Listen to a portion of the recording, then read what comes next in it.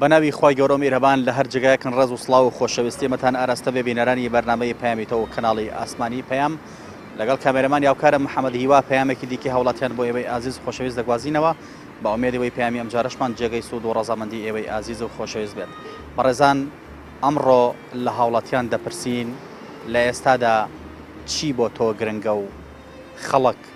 پێویستی بە چییە؟ پێویستە ئەفزەلیەت بە چ شتێ بدرێت بۆ هاوڵاتی لە ئێستادا گرنگترین شت بلایەوە چییە بۆ ژیانی و بۆ تێپەڕکردنی ژیانی؟ لەگەڵ هاوڵاتیانە ئەم پرسە تاو توێ دەکەین. بینەرمان بن با بزانین سەبارەت بە پێویستیە گرنگەکان چیمان پێ دەڵێن. لەگەڵمانە بن بە پێکەوە گوێبیستی وەڵامەکان بین. فەرمۆن.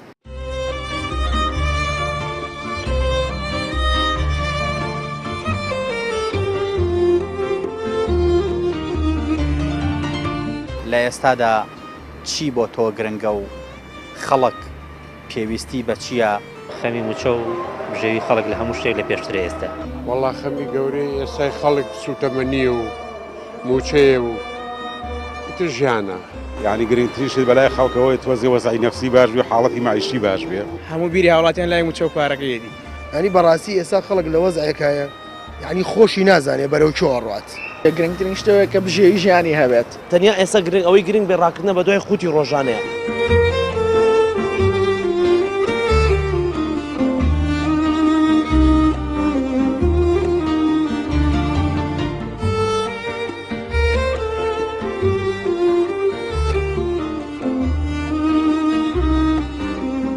لە ئێستەیە گرنگترین شت بۆ هاوڵاتی لە کوردستانە چییە بە بڕایتەوە؟ وەڵای گرنگترین شت چییە؟ خزمەت گوزاریە سەرەتاییەکانە وەک ئاو و کارەبا و ئەم شتانە نییە لە ئێستادا؟ ناوەڵا نییە. گرنگە بۆ هاوڵاتی لە ئێستادا؟ بەڵێ زۆریش. وەڵا لەم کاتایانی سێرەکەی نە نەو دێ نە کارەبا هەیە و نە ئاو هەیە و قەیرانی دارایی هەیە. والله ئێستا زەروریتریشی نەوت و ئەو شتانەیە بۆ ئینسان بۆ خۆمان. ئێستا گرنگترین شت ئەوەیە؟ وەرە وەڵڵا. چی کە لە دوایەوە؟ والله زروفی ئەم خەڵکە هە زۆر هەموو شتێکی نوقسانە ئێستا. معاش نییە و ئەو شتانە عنی هەمووی زەرورە. سوتەمەنی و موچە. ئەرە وەڵڵا. ئەمان ئەوە هیچ ئەمان وازی لێبێنین باشە. چۆن بتوانین ئەمانە دەستە بەرکەین؟ واللهی بە جهدی ئەم سەرۆکانەی بە حساب خۆمان کە ئێستا کار بەدەستن. توان ناوان دابینیکەن؟ ناتوانن نە. ئەی چی بکەین باشە؟ ئەی هاوڵاتی خۆی چی بکە؟ والله چی بکات؟ وەڵام مەگەر بەس شکری خوا بکە هیچ شتێکی بۆ ناکرێت. هاوڵاتی چی بێگرێت؟ هیچی بێگرێت؟ هیچی پێ ناکرێت. گرنگترین شت بە بڕای تۆ چییە لە ئێستاە بۆ هاوڵاتیان؟ گرنگترین شت لە ئێستا خەمی هاوڵاتیانە، خەمی موچە و بژێوی خەڵکە. ئەو بارودۆخە سیاسەکە لەولاوە بوەستێ. خەمی موچە و بژێوی خەڵک لە هەموو شتێک لە پێشترە ئێستا. چی بکرێت لەمە بۆ نمونە؟ ئەبێ حکومەت مشوری خەڵک بکە. حکومەتیشی ئەوەیە بژێوی خەڵک باشکات. قەزی ئاگاداری گوزەرانی خەڵک بێت. ئەگەر مشوری نەخوارد؟ ئەگەر مشوری نەخوارد پێویستە بڕات لە کۆڵ خەڵک بێتەوە. ئەگەر نەڕۆشت؟ ئەگەر نەڕۆیشت ئیتر ئەوە بە ئەستۆی خۆیانە. هەڵوێستی خەڵک. هەڵوێستی خەڵک خۆی ئەبێ خەڵک لە ئێستا هەڵوێستی ئەبێ خەڵک لە ئێستا هەڵوێستی هەبێ چکە بارودۆخی خەڵک لە ئێستا خراپە. لەمە خراپتر باوەڕ ڕاکەم هەبێ.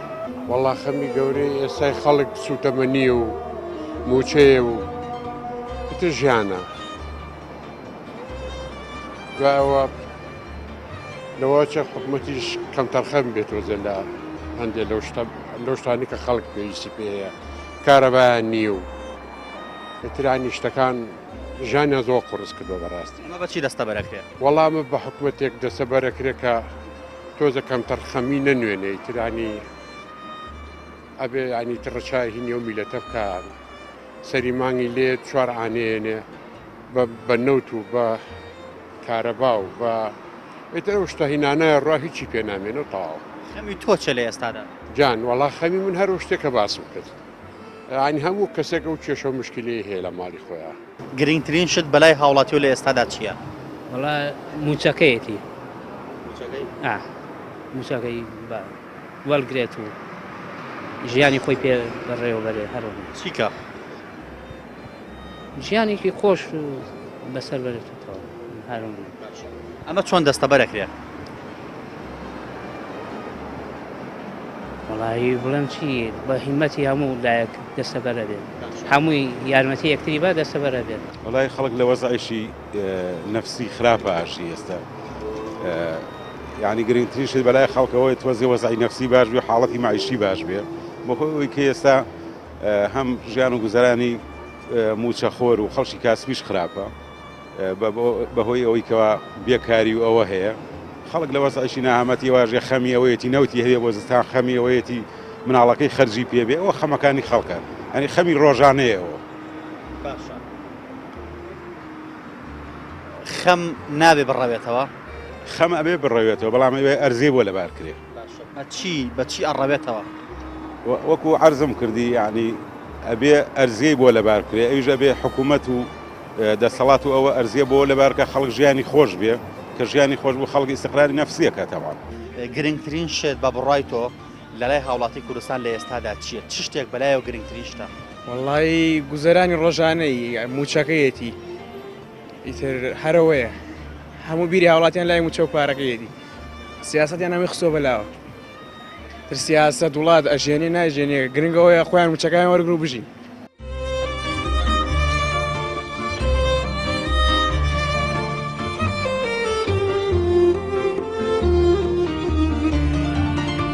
لە ئێستادا چی بۆ تۆ گرنگە و خەڵک پێویستی بە چییە خەمی موچە و ژێوی خەڵک لە هەموو شتێک لە پێشترە ئێستا وەڵا خەمی گەورەی ئێستای خەڵک سوتەمەنیە و موچەیە و تر ژیانە یعنی گرنگترینشت بەلای خەڵکەوەی تۆزی وەزعی نەفسی باش بێ حاڵەتی معیشی باش بێ هەموو بیری هاوڵاتیان لای موچە و پارەکەیەتی ینی بەڕاستی ئێستا خەڵک لە وەزعەکایە یعنی خۆشی نازانێ بەرەو چۆڕات گرنگترین شتەوەیە کە بژێوی ژیانی هەبێت تەنیا ئێستا ئەوەی گرنگ بێ ڕاکردنە بە دوای خوتی ڕۆژانەیە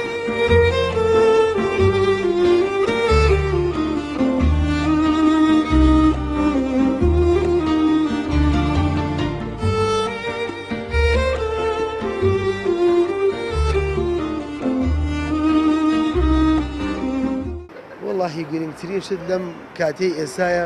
ئەم وەزعەیە کە هیچ کەسێک نازانێت بە چ لایەکە گوزەر ئەکات وە لە ڕووی شەڕەوە وە لە ڕووی ئاشتیەوە وە لە ڕووی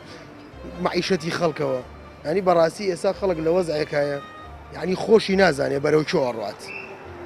تێگەی نەبرات یعنی بەواتای ئەوەی کەس نازانێت یعنی بەرەو چۆ ئەچێت چی بەسەریە چی بەسەر نایەت چکە لە بینی بەڕاستی لە بینی کۆمەڵێ مافیای هەمووی گیری خواردووە یعنی نە بە باش نە بە خراپ ناشکێتەوە بەسەر هیچ کەسێکە دوو ڕۆژ چاکە و سێ ڕۆژ خراپە و دوای چوار ڕۆژیژەڵێن دانیشتن و ئاشتی و هیچ ناگەین بە هیچ ئەم وڵاتە هەتای هەروە بێت بەتەمای باشبوونی مەبە لە مۆزعەیە خەڵک چاڵوێستێکی هەبێ بێ خەڵک دەسەوسان دانیشێت چاوەڕانی قەزا و قەدەرکە چاوەڕانی ڕەحمی ئەم حیزبانەکە واللهی تەنانەت ئەبێ ئەم خەڵکە چاوەڕوانی ئەوە بکە باشکم ئەم حیزبانە پشت بەخوای گەورە دڵیان تۆزێ نەرم بێت و ڕوو لەم خەڵکە بکەن هیچی تر ئەمە نەکرا ئەمە نەکرا وڵی تەو خەڵکە بۆ خۆی بەخێوکە خۆی بژێنێ و ژێوی ژیان و سوتەمەنی و معاش پی تۆ ژەرەمەیە حالێنیشە نیش پەیوەندی بە کۆمەلگا عینشت ئەمە چۆن دەستە بەرەکرێ ئەی بە حکومڕانێکی دادپەروەرانە و نیزامێکی جوان و ڕێک و پێک بێت لە وڵاتاو کە پەیوەندیە بە هەم بە ژیانی کۆمەڵایەتیەوە هەم بە نیزامێکی قانونی بێیانی دادپەروەری هەیە نییە زۆر من دادپەروەری دەستە بەرکەین وەڵا ئەو زیاتر پەیوەندی بە مەسئول و بە پرسەکانەوە لە ڕێی دینەوانە و لە ڕێی قورئانی پیرۆزەوە ئەوانە زیاتر دادپەروەری بۆش لە ئێستادا گرنگترین شت بەلای هاوڵاتیانەوە چییە؟ وڵا گرنگترین شت چییە؟ گرنگترین شتەوەیە کە بژێوی ژیانی هەبێت مانگانە شتێک پارە وەرگێ کابرا بە سێ مانگ جارێ موچەیە گۆرەگرێت 500 وەرەگرێت 2 مانگی کرێخانووی نەیەوە مەسرەفی مناڵی هەیە مەسرەفی کەی هەیە خەڵک هەمووی قەرزارە خەڵک لە ئێستا گرنگترین شت بژێوی ژیانە بۆ میلەتی کوردستان هەر هەولێر و سلێمانی و دۆ هەمووی بەگشتی تۆ هاوڵاتیەکیت گرنگترین شت بەلای تۆ چییە؟ وەکو پێداویستی ژیان وڵا بودجێ و معاش و ژیانە و ئەوەی کە خەڵک پێویستێتی ئەوەیە بودجە پارە لە مشتی ئەساسرە ئەمە بەچی دەستە بەرەکرێ بودجە بەچی بەدەستوەرەکە بێ حکوومەتە هەبێ حکوومەتی دارەیەکی بێ ئەگەر بێ حکوومەت تەختیتیە بێ ئەبێ حکوومەت بزانێ بەرنامی استراتیژیە بێ بۆ ساڵانە بۆ دوورخایەن بۆ نزیکایەن بۆ یوکو ئایسامان لێ نییە حکومەت ئەمەی کردووە چاوای خۆتان نێزان ڕۆژە حکومەت چی کرد وڵا حکومەت بۆ بوونی هەیە تاگوان دەبکات حکومەتی چی ناوەڵا حکومەت نەیت کردو هەر بوونی نییە حکومەت جار ئەساسەن حکومەت لەوەتی دەسەڵاتی کوردی ئێوان حکومەت نەبووە حکومەت شتێکی کەیە حکومەت یعنی قانون ینی سیادەی قانون ئەمە ناوەنەی چی ئەمە ناوێنم کە عقلیەتی کوردی جارە نەگەشتەوەی کە دەوڵەت دروستکات و حکومەت دروستکات جارێ ماوە چکە عقلی دەوڵەتداری عقلێکە کە پرۆسەیەکە پرۆسەیەشی معریفیە پرۆسەیەشی اقتصادیە پرۆسەیەشی سیاسیە بێ و پرۆسەیە تۆ تێ ببڕی بۆی ببی بە عقلی دەوڵەتداری دەبێت عقلی حکومەتداری دەبێت کە تۆم پرۆسەی نەبریت بێگومان ئەمە خۆ کێشەی نە بە حیزبەکانەوە نییە ئەمە کێشەی کۆی کۆمەلگاکەیە کۆمەلگاکە نەگەیشتەوەی کە دەوڵەت حکومەتداری بکات حکومەت یعنی وەلا بۆ قانون نەک وەلا بۆ شەخص ئەمە ساوقڵمەتێ یعنی میکانیزم و ئالەتی دەوڵەت میکانیزم و ئالەتێکە کە ئێمە جارێ نەمان دۆزیوەتەوە ئەو لە مجتەمەعی مۆدێرنەوە دۆزرێتەوە لە کۆمەلگە مۆدێرنەکان دۆزرێتەوە دۆزیویانەتەوە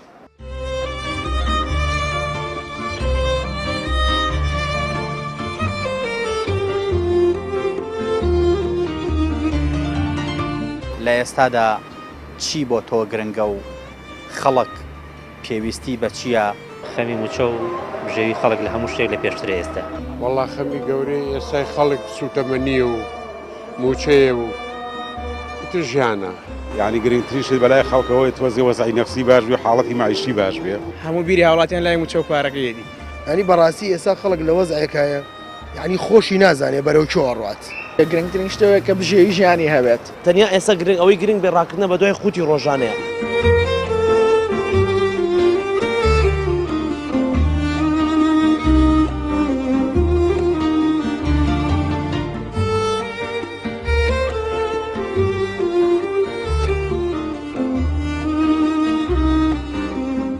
گرنگترین شت لە ئێستاە بۆ هاوڵاتی کوردستان ئەوەیە کە بەڕاستی خۆخۆری لابن پندێکی کوردی جوان هەیە تا بیکەی بێگانە پەرستی چەند ساڵ بیکەی بێگانە پەرستی 2000 ئێهێنی نوشستی خۆزگا چاومان لە میلەتانی تر نەکردایە خۆزگا کەلتوری میلەتانی ترمان هەڵ نەگرتایە ئەوەی کاریگەری مەسەلەن کەلتوری تورکیا کەلتوری عەربستان کەلتوری فارس ئەوە ئەدەبیاتی فارس بۆ هەر لە بچووکترین شتەوە کە ئەدەبیاتەکە هی تورک و فارس بەسەر میلەتی کوردەوە هەیە خۆی ئەدەبیاتی خۆی گرنگ نیە لەلای بریایە خۆمان داهێنانی گەورەمان کردایە چەندین زانکۆی بەناوبانگمانەیە چەندین زانکۆی پێشکەوتومانەیە بەڵام لە دوجار بە پوچی هەموویە تەخەڕوجەکە بە پوچی هەمی واز دەخێن نەکەێنێ ئەمانەوە کاکە بیر لە زۆر یەک گرنگترینە زۆرترین گرنگجی بکەیتەوە گرنگی زۆرەیە هەر لە خێزانەوە بیگرە هەتا کۆگاتە سەرکردایەتی بەدەر لەمە چی کە گرنگە بۆ هاوڵاتی لە ئێستادا مەسەلەی هاوڵاتی ئێستا لە ئێستا لە سلێمانی کە ئێستا من لە سلێمانیەشین زۆرترین شت گرنگی کە لای هاوڵاتیەوەی ئابووریە زۆر گرنگە لای هاوڵاتیەکانی ئەم شارە ئابووری ئەوی ژوای کردووە کە زۆر فەقەرەیتری ئەم پێشکەوتن و ئەم گرنگیەکەتانی تر بشکێنێ لەبەرەوەی کە ئەوەی ڕاکردن بە دوای قوتی ژیانە گرنگە ئێستا زۆر بیر لە بواری تر ناکرێتەوە بەداخەوە تەنیا ئێستا ئەوەی گرنگ بێ ڕاکردنە بە دوای قوتی ڕۆژانەیە ئەویش کە بە درێژایی 20 ساڵی حکومڕانی ئەمە وای کردووە کە فەقەرەکانی تری ژیانی ڕۆژانە گرنگ نەبێت تەنیا لە ئێستاە گرنگترین شت لە هەرێمی کوردستانە ئابووریە هیچ شتێکی تر گرنگترین شت بژێوێکی ژیانەوە کە بتوانانی بە سەربەرزانە بشیت پێویستی بە کەس نەبێت و چونکو وای لیا تۆ زروفەکە کە خەڵک بڕوا ناکەم ژیانێکی ئاستێکی پلە بەرزی بێت تەنها ژیانێکی سادەوێت و لە ڕووی سیاسیەوە بەڵام وەکو ژیان لە پێناومانەوەدا ژیان لە پێناومانەوەدا بالفعل تەنها ئەو وەکو تاکە کەسیش وانیا ئەتوانی هەچ کەسە و هیوایەتێکی ئاواتێکی لە ژیانی خۆیان لەم ڕۆژەیە لە ساڵەوە مەسەلەی ئابووریە خەڵکەکە پەکی کەوتووە لە قەزەی مالیەوە لە ماڵەوە دارایی زۆر کێشەیەکی گەورەیە بە وڵاتی ئەوە مویمێن بە حکومەت چارەسەری و کێشەیە کات بەچی دەستە بەرەکرێت ئەمە بەچی بیدایەت لە حکومەتەوە کە حکومەت کێشەکان چارەسەرکە تۆش لە حەستی خۆتە کێشەی ماڵ و مناڵی خۆ چارەسەرەکرێت ئەگەر نەبوو چی بکات کێشاکێتە ناو ماڵەکانی خۆمانەوە بەرامبەر خێزان بەرامبەر مناڵ بەرامبەر هەموو شتێک مناڵەکەی خۆتە تەکلیفێڵێ باوەشتم بۆ بکڕێ ئەگەر نەبوو چێرکەیت گەورە شتن ئەوەیە کاتە سەرچاوی ئێمە چییە؟ داراییە کە دارایی بوو ئاشتەیەکێتە ناو ماڵەوە ناو خێزانتەوە ناو بۆ لە ڕووی دەریشتەوە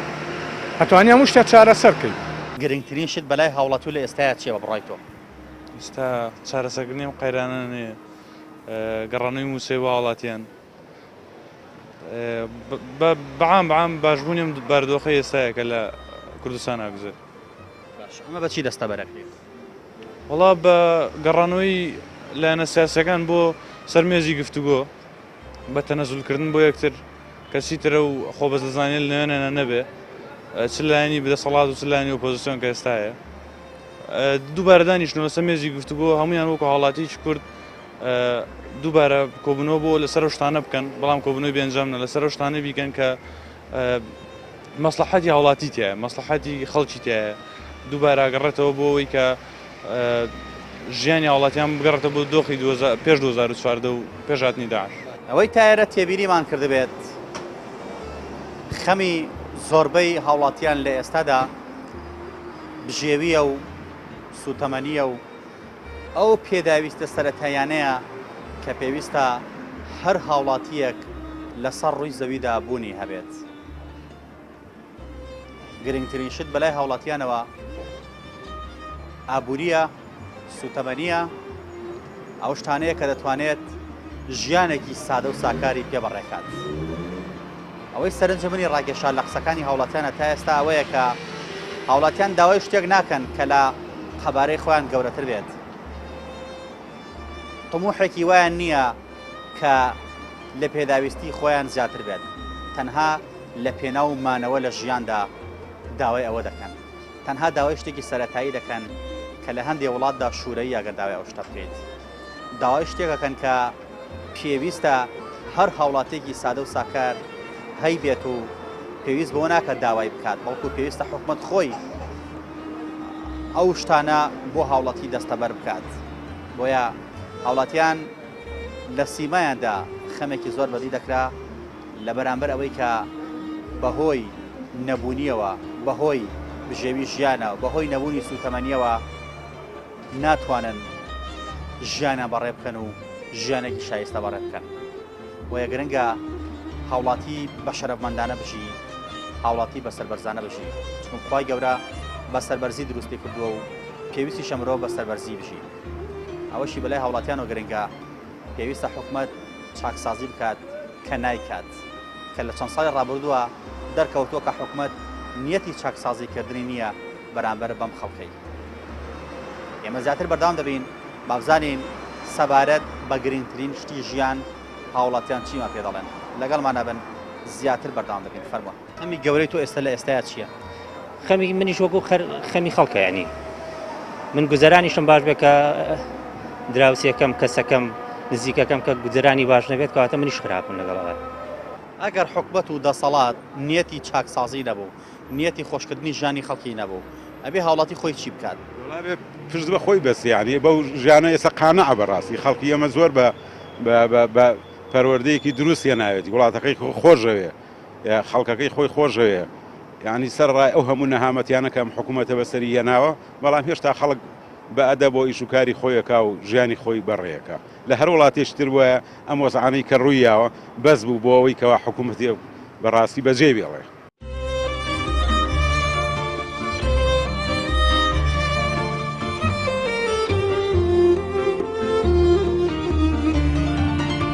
لە ئێستادا چی بۆ تۆ گرنگە و خەڵک پێویستی بە چییە؟ خەمی موچە و بژێوی خەڵک لە هەموو شتێک لە پێشترە ئێستا وەڵا خەمی گەورەی ئێستای خەڵک سوتەمەنیە و موچەیە و ئیتر ژیانە یعنی گرنگترین شت بەلای خەڵکەوەی تۆزی وەزعی نەفسی باش بێ و حاڵەتی معیشی باش بێ هەموو بیری هاوڵاتیان لای موچە و پارەکەیەتی ینی بەڕاستی ئێستا خەڵک لە وەزعێکایە یعنی خۆشی نازانێ بەرەو چۆ ڕات گرنگترین شتەوەیە کە بژێوی ژیانی هەبێت تەنیا ئێستا گرنگ ئەوەی گرنگ بێ ڕاکردنە بە دوای خوتی ڕۆژانەیە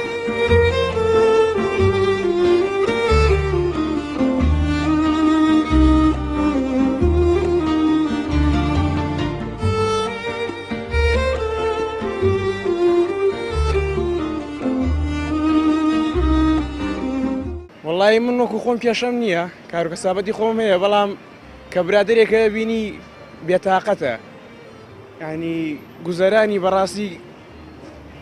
شێواوە. ئەم گوزەرانی ژیانی خەڵکە کە باش بکرێت بەچی دەستە بەرەکرێت بەهۆی چۆ دەستە بەرەکرێت چی بکرێت؟ وەڵی چی بگرێت هەرچێوڵەن ێرێسباهی نییە هیچ ناکرێت ئەگەر بشڵی چی بکرێ بەخوا نەبە حزب بکرێت دا لە حزب بکەی نەبە حکوومەت دەکرێت حکوومەتمان هیچ نییە میانی پێویست ناگە لێرە بڵی چیەک دەچی ناکرێت لێ خەڵکەوە بێدەنگێت وەڵی خەڵک بێدەنگ بێدەنگ نەبێ هەر هەمان شتە بەڕای من هیچ مەسلە ناگۆڕێ چونکە ئێمە نەوەکو حکوومەت نەوەکو میلەت تعبیر لە خۆمان ناکەین لە وڵاتانی دەرەوەی لەبەر ئەوەی کە هیچ کەسێک ئێستا لەم حاڵی ئێستاە دڵی بە هیچ شتێک خۆش نییە تەنانەت من ئەو فڵان کاسب بێ کاسب هەمووی ئەڵێ چاوەڕێ ڕەحمی خۆی خەمی تۆ ژەرەمەیە هەمووی هەرەوەیە هەمووی مەستەرەفیە هەمووی کێشەی هەیە هەمووی مەشاکلی هەیە هەمووی ئەم کێشانەی هەیە. ئەمە بەچی دەستە بەرەکرێت؟ وڵا بەچی دەست بەرەگرێت بە شەفافی حکوومەت ئەگەر حکوومەت شەفافی هەمووی دەستە بەرەگرێت بۆ شەفاف نییە شەفاف نییە نا ئەو نەمان هەیە کە پێی بژین و زیاتریش و زۆر باشتریش و میلەت لە ژانێکی زۆر خۆشتر و ئابوورێکی زۆر باشتر و بەڵام شەفاف نییە حکوومەت. هاوڵاتی چ ئەرکێکە لەسەر شان؟ وڵا هاوڵاتی چێرگی شێوێ لەسەر شان هاوڵاتی ئەم جارە هەڵبژاردن کەرا هاوڵاتی ئیسپاتی کاکە چی ئەوێ کێ شەفافە هاوڵاتی چ ئەرکێکی ئەکوێت لەسەر شان؟ جارە بێ هاوڵاتی بوونی هەبێت هاوڵاتی لەم نوع دەسەڵاتانە بوونی نییە ئەوەی کە تۆ بینی هاوڵاتیانی بێت وەکو شە هاوڵاتی مەفهومی شکەیە بەڵام تۆڵی خەڵکەیە لێ بڵی خەڵکێ نای بڵێ هاوڵاتی هەیە چکە هاوڵاتی کە هاوڵاتی هەبوو هاوڵاتی مەسئولیەتی ئەزانێت چی ئەزانێ واجبی چیە ئەزانێ مەسئولیەتی یعنی هاوڵاتی وشیارە بەخۆی وشیارە بە پێگەی خۆی وشیارە بەڵام کە تۆ ئەمەونەبوو یعنی تۆ هاوڵاتی بوونیە هاوڵاتی لە دەوڵەتی لە دەوڵەتە یعنی یاخود لە حکومەتدا حکومەتێکی یاساییە هاوڵاتی بوونی هەیە چکە پێگەی خۆی هەیە و دوایەوە حکومت خۆی موقعیتی هاوڵاتی ئەزانێت چێ وڵاتیش موقعیتی خۆی ئەزانێت وڵاتیش ئەزانێت حکومەت یعنی چی بۆی شتی ئاراستەکە تۆ لێرە هاوڵاتی بوونی ئەوەی کە خەڵک قساکە حەشاماتە خەڵک قساکە هەمووی دەستەبەرکردنی ئابووری بەڕاستیەوە بە یەک ڕۆژ و دوو ڕۆژ و ساڵ و دوو ساڵ و یەک سەرکردە و دوو سەرکردە نابێت مەسەلەن سەرکردەیەکی زۆر عالەمیەت لە ئەمریکا وەختی خۆی دەستورێکی داناوە ئێستا سەرکردەکانی تر تەنیا مەکینەکە بەڕێوابن ئەبێ لێرە ژوا بێ کەسێکی بەهرەمەندی سیاسی گەورە بێت هەموو ناوماڵی کوردێک بخاتەوە ئابوورێکی چەسپایی بۆ 50 ساڵی داهاتوو بۆ 100 ساڵی داهاتوو دابنێ بۆ ئەوەی نەوەکانی دوای ئەوەش بێنە سەر ئەو مەچینەیە هەمان ئوستو بۆ هەمان ڕێکخرا داهێنانێکی جوانتری تیابکەن شتێکی باشتری تیاکەن چاکاریەکی تیابکەن ئەبوو جۆرە دەستە بەرەکرێ ئەوەش لای منی هاوڵاتی نییە جۆرج واشنگتن لە ساڵی 1964 ئەم سیستەمی ئەمریکای داڕشت وایە ئێستا وانی لەسەر یاڕۆن ئەمەش پێویستمان بە جۆرجێکی ترە بە کوردستان مەسەلە جۆرجنا ئەوان جۆرجیان بۆ ئەمریکا خۆیانەیە ئێمە مەسەلێ پێویستمان بە کوردێکە بۆ ئێمە سەرتا لە کوردیشا کەسێکی وا هەڵکە بەڵێ من سەرەتای قسەکانم بریا چاومان لە میلەتانی تر نەکردایە خۆمان داهێنانێکمان کردایە پێویستەکە کوردێک بێت یەک یاسای وا دابڕێژرێ بەس قسە نەبێ کرداریشی لەگەڵ بێت یعنی من زۆر سەرکردەمانەیە بە کۆچکوردەکان و زیینەکانیشەوە قسەی گەورە ئەکەن قسەی بریقادارەکەن بەڕاستی قساکەن هێندەی خۆر بریقەدارە بەڵام کردداری لەگەڵ نییە ئەگەر بێت تۆ خۆ بکەی بە قوربانی بەجەستە و بە کردارەوە ئیش بکەیت ئەم میلەتەکە دوانابێ بەڵام ئەو میلەتە زۆری پێچێت تقریباً 20 ساڵێکی تریە بەڕاستی خەمی گەوری خۆم یەکەم جار سەرکەوتن و بینینی پێشکەوتنی وڵاتەکەمە کە بە ئازادی بژین لە ژێردەسی هیچ کەسێک نەبین هیچ حکوومەت و هیچ وڵاتانێکی دەرەوە نەبین و خۆشی ئازادی خەڵکە خۆشگوزارانیە لە ناو خەڵکا و گەنجەکانمان ئیشیان دەستکەوێت و پیرەکانمان ڕێزیان نەبیژیرێت و مناڵەکانمان داهاتوویەکی جوانیە بۆ دابین بکرێت هەر ئەوەیە ئەمانە بەچی ئەکرێت ئەمانە بەچی ئەگری بە فریاد ڕاستێکەکرێ کە جارێ نەهاتووە نە لە ڕابردووە بێت چاڕێ محەممەدی مەهدیکەین بێت چاڕانی محەممەدی مەهدیکەین محەممەدی مەهدی ئێستا لەوانەیە بوونی نەبێت بەڵام ئەکرێت لە داهاتووە بێت محەممەدی مەهدیەک بێت لە داهاتووە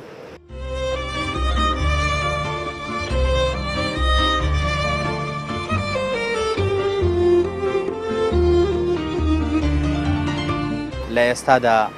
چی بۆ تۆ گرنگە و خەڵک پێویستی بە چییە؟ خەمی موچە و بژێوی خەڵک لە هەموو شتێک لە پێشترە ئێستا وەڵا خەمی گەورەی ئێستای خەڵک سوتەمەنیە و موچەیە و گرنگتر ژیانە. یعنی گرنگترینشت بەلای خەڵکەوەی تۆزی وەزعی نەفسی باش بێ و حاڵەتی معیشی باش بێ. هەموو بیری هاوڵاتیان لای موچە و پارەکەیەتی. ینی بەڕاستی ئێستا خەڵک لە وەزعێکایە یعنی خۆشی نازانێ بەرەو چۆ ئەڕات.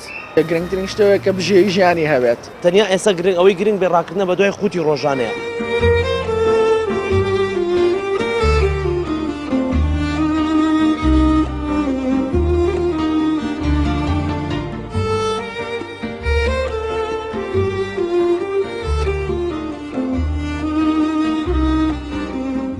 وڵاتی چه ئەرکێکی ئەگەوێتە سەرشان بۆ دەستەبەرکردنی ئەم لایەنی ئابوووریە؟ هاوڵاتی داماوە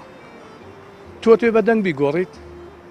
دەنگی تۆ یەکەمی ناڵێت تۆ یەکەم بیت بۆ نمونە ڕوویاوە دەنگ بی دەنگ نێیت هەروایە من گاڵتەم بە دەنگدان دێت گاڵتەم بە پەرلەمان دێت پەرلەمان چییە؟ قسەی زل هەموو کەس پێوێرێ بۆ نمونە پەرلەمانتارەکانی خۆمان قسەی زلەکەن وەرە چارەسەرێکی ئەم پەرلەمانتارانەمان پێ بڵێ ئەو ئیشەی کرد من ئەم پرسیارە لە تۆکەم ڕێزم بۆ جاران کە تۆیم ڕۆی سەپسیار لە منەکەی وایە کێشەی حەل کراوە قسە بۆ وتراوە تاو قسە چی سوادێکیە بەڵام شتێکیشی ئەندام پەرلەمان لانی جێبەجەکارە لانی تەنفیزی نییە بەڵام لانی ئەوەیە کە ئەمر دەرکات بەڵکو تەنها ئەتوانێت کۆمەڵی گەندەڵی خاتە ڕوو بە نمونە و دەتکە بە گوێنەکرێت چی بکە ئەندام پەرلەمان ڕەحمەت لێبێ پەرلەمانتار کەواتە پەرلەمانتار کە بۆی نەکرێ من چی ئیسوادەیەکە بڕۆم دەنگ بم چی ئیسوادەیەک تۆم هەڵبژار چیم بۆکەی موچە نییە بەڵێ دارایی نییە بەڵێ مەکتەب نییە لە هەڵبژاردن تۆ چ بەدیلێکی ترلایە جارانی نییە بڵێن کوردەکانمان لە شاخە هەڵەیە نوچەکی بۆ لەگرنی ڕێنکیم ڕۆ کەس نییە نەوەڵە ناخیانی هەر وا بێت چۆن ناتوە تەواوێت تەواو ناگۆڕێت مستەحیلیشە بگۆڕێت بەچی بگۆڕێت چاک نەبین لە ناو خۆمان یەک نەبین دڵسۆز نەبین بە یەکتری غەشەکانمان بفرۆشینەوە کەواتە چۆنە دیوار وایە هاوڵاتی وڵا لە ئێستاە بڕۆ ناکەم هیچ شتێکی لە دەسەڵاتی هاوڵاتیە مابێت لەبەرەوەی ئەوەی سا حکمیە وڵاتاکە بەڕاستی هاوڵاتیشە قەدیس کردو لای خۆیان چونکە زۆربەی ئەوانەی هاوڵاتیانی بینی ئەگەر دەسەڵاتی هەبێت ئەوە سەربەلایەنی سیاسی ئەگەر ئەو بێت و کە دەسەڵاتیشی نییە و هیچ هینە بە بێدەنگ لە ماڵی خۆی دانیشتۆ هیچ هەڵوێستی نییە تۆ دەڵێش لابردنی ئەم سیاسانی خۆمان یعنی گۆڕینی ئەو دەمچوانە و گۆڕینی ئەم دەمچوانە و هەنێ سیاسی کە بێنە ئاراوە کامەزە چاکن یعنی بەڕاستی کۆمەڵێ جەردە و کۆمەڵێ گەندەڵ لە سەر حکومە ئێوە نابێت داواکاری داوای چاکسازی لەوانە بکەین لەبەری وە خۆت زانی چەندین ساڵێمە ئەو حکومانەکە بەڵام بە هیچ جۆرە چاڕی چاکسازی نابێت لەوان بکەین لەم کاتەیە هیچ بە هیچ جۆرە هیچ لەسەر بەدەستی خەڵکیان نەماوە بە حەقەت لەبەرەوەی خەڵکی لە هەموو شوێ ناومێت بووە کە تاکە شتی چارەسەر کە خۆپیشاندان بووە ئەوەیش بە هیچ خەڵک ئومێدی پێوە نەماوە لەبەری بە هیچ جۆرە خەڵک گوێ لێ ناگرێ دروستکای لەم وڵاتە نەماوە دوای ئەوە خەڵکی بە بێدەنگی دانیشتوە لەبەرەوەی هیچ شتێ لەگەڵ ئەمانەیە کۆمەڵی مافیان پێتەڵم هیچ شتانە بەچی لە ئاچن ئەم دوو چاوانەی کە جەناب باسی کرد بەچی گۆڕانکاریان بەسەرادێ ناکەم تەسەور ناکەم ئەگەر ئاوە هەر خۆیان نەخۆشیە شێ لەیان بە یان لە ناوچن ئەگینا بە ئاسانی لا ناچونە سەر حکوم هاوار بۆ گەلێ گەورەکەی بێخەم بێ خەمخۆری و ڕاستی لە دڵیا کەم بێ ئیتر چۆن میلەت هەژار ناکەوێ لە خۆشی ژیان چۆن دوان ناکەوێ پەیامی ئەم جارشمان گەیشتە پایان تا پەیامێکی دیکە هەموو لایەکتان بەخوای گەورە سپێرین خوای گەورە پشت و پەنای هەموو لایەکمان بێت